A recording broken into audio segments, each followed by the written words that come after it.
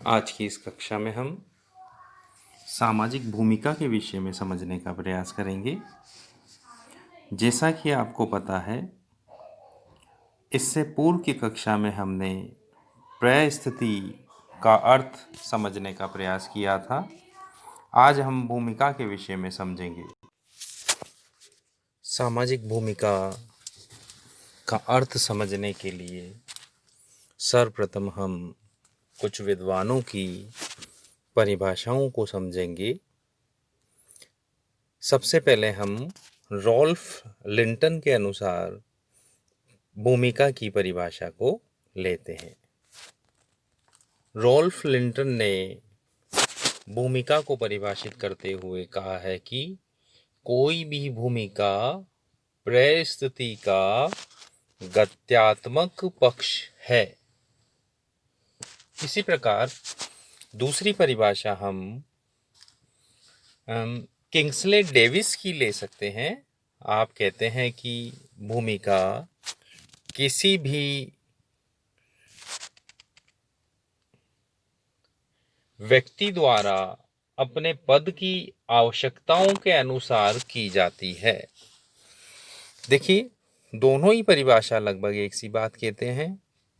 जब हम Rolf Linton की परिभाषा को समझते हैं तो कहते हैं कि भूमिका परिस्थिति का गत्यात्मक पक्ष है, यानी उसका गतिशील पक्ष है। दूसरे शब्दों में मैं आपको कहूं तो भूमिका परिस्थिति के अनुसार कर्तव्यों को निभाना ही भूमिका है, यानी उसका गतिशील पक्ष। परिस्थिति हमें कहाँ नजर आती है? भूमिका निर्वहन में। इसी प्रकार किंग्सले डेविस भी यही कहते हैं। वे कहते हैं कि पद की आवश्यकताओं, यानी परिस्थिति के अनुसार जो हमारा समाज में पद है, उसकी आवश्यकताओं के अनुसार जो काम किया जाता है वही भूमिका है। तो अब तक आप समझ चुके होंगे कि भूमिका क्या है। मैं पुनः आपको दोहरा देता हूं। सामाजिक परिस्थिति के अनुरूप जिन कर्तव्यों की पूर्ति हमें करनी पड़ती है वह भूमिका होती है। इससे पहले हम समझ चुके हैं कि परिस्थिति क्या है। परिस्थिति समाज में एक समय और स्थान विशेष में व्यक्ति का पद होता है। उसके अनुसार जिन भूमिकाओं का निर्वहन हम करते हैं उनको हम कहते हैं भूमिका। जैसे मान लीजिए, मैंने एक पहले भी आपको एग्जाम्पल दिया, समाज में एक विद्यार्थी होना आपके लिए क्या है? परिस्थिति। अब मान लीजिए, एक विद्यार्थी होने के नाते आप क्या करते हैं? पढ़ाई करते हैं, परीक्षा देते हैं, महाविद्यालय में आते हैं, पुस्तकें खरीदते हैं, यानी उस नाते जो भी कार्य आप कर रहे हैं वह सब कुछ आपकी भूमिका है। उस परिस्थिति के अनुसार ही वह भूमिका आपकी मानी जाती है। तो आप समझ चुके होंगे। अपने शब्दों में हम दोबारा इसको समझना चाहें तो हम क्या कह सकते हैं कि समाज में व्यक्ति की जो परिस्थिति है उसको परिस्थिति के अनुसार जिन कर्तव्यों को निभाना पड़ता है, जिन कार्यों को करना पड़ता है, वे सारे के सारे कार्य व्यक्ति की भूमिका कहलाती है। अब हम भूमिका की विशेषताओं को समझने का प्रयास करेंगे। पहली विशेषता के रूप में हम कह सकते हैं कि भूमिका का अर्थ उन व्यवहारों की संपूर्णता से है जिसे एक विशेष परिस्थिति धारण करने के कारण व्यक्ति पूरा करने की आशा की जाती है। यानी पहली विशेषता क्या है? अपेक्षित व्यवहार भूमिका है। मान लीजिए एक विद्यार्थी आप हैं, तो अब आपसे अपेक्षित व्यवहार क्या है? अपेक्षित व्यवहार की अपेक्षा क्या है कि आप पढ़ाई करें, परीक्षा दें, अध्ययन में रुचि रखें, महाविद्यालय नियमित आए। तो ये सारे के सारे जो अपेक्षित व्यवहार है, यानी भूमिका की पहली विशेषता ये है कि इसका एक अपेक्षित व्यवहार भूमिका होती है। पद के अनुरूप जो अपेक्षित व्यवहार समाज हमसे करता है वह भूमिका है। दूसरी महत्वपूर्ण विशेषता हम कह सकते हैं कि भूमिका का निर्धारण सांस्कृतिक नियमों से होता है। भूमिका का जो निर्धारण है, सांस्कृतिक नियम का मतलब यह है कि समान पद होते हुए भी उस पद को निभाने की अपेक्षा अलग अलग संस्कृति में अलग अलग हो सकती है।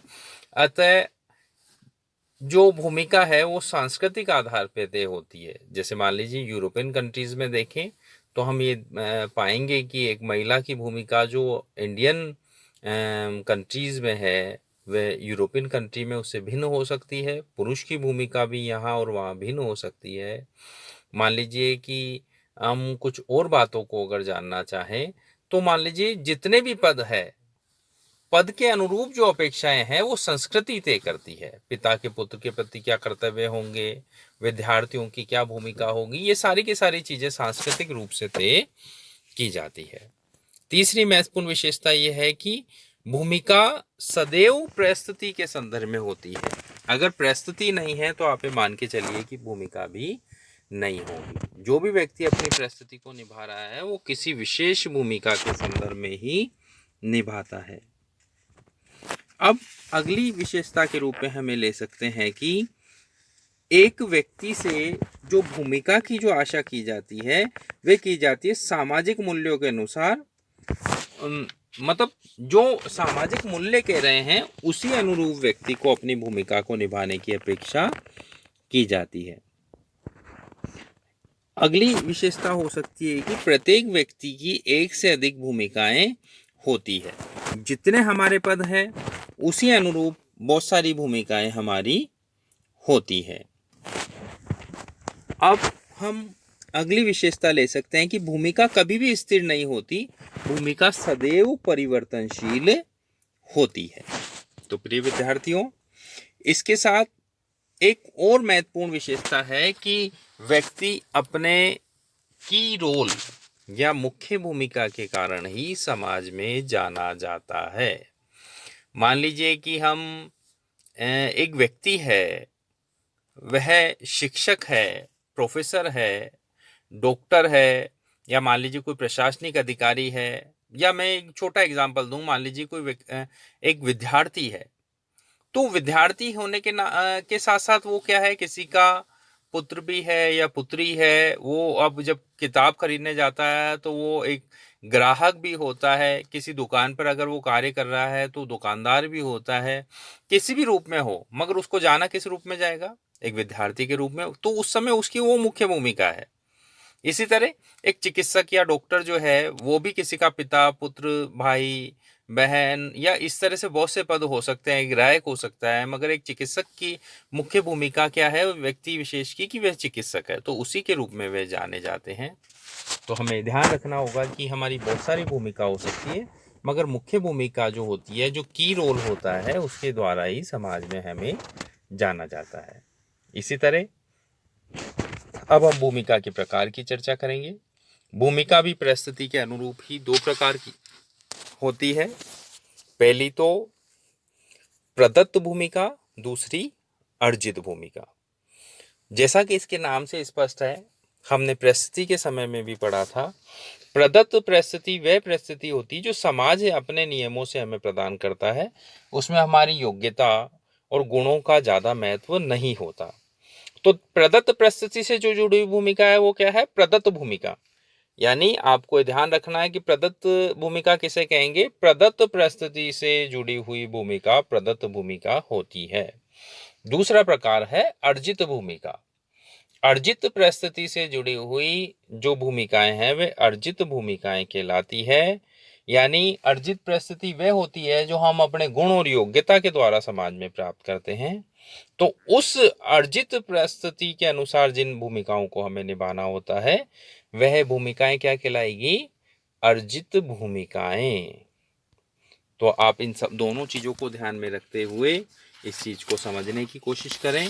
तो आज हमने प्रदत्त और अर्जित भूमिका को भी समझा, और जैसा कि स्पष्ट है कि भूमिका को परिस्थिति के संदर्भ में ही समझा जा सकता है।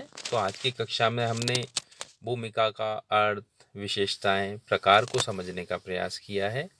आप इसे अपने शब्दों में पुनः अपनी पुस्तक से पढ़ने का प्रयास करें, और साथ ही साथ कोई दिक्कत हो तो व्हाट्सएप ग्रुप पे अपन चर्चा कर सकते हैं। किंतु पुस्तक से आप निश्चित तौर पर इसको पढ़कर अपने शब्दों में पुनः इस उत्तर को लिखने की कोशिश करेंगे तो आपके लिए बहुत अच्छा रहेगा। और आपकी परीक्षा के अनुरूप अभ्यास भी हो पाएगा। धन्यवाद।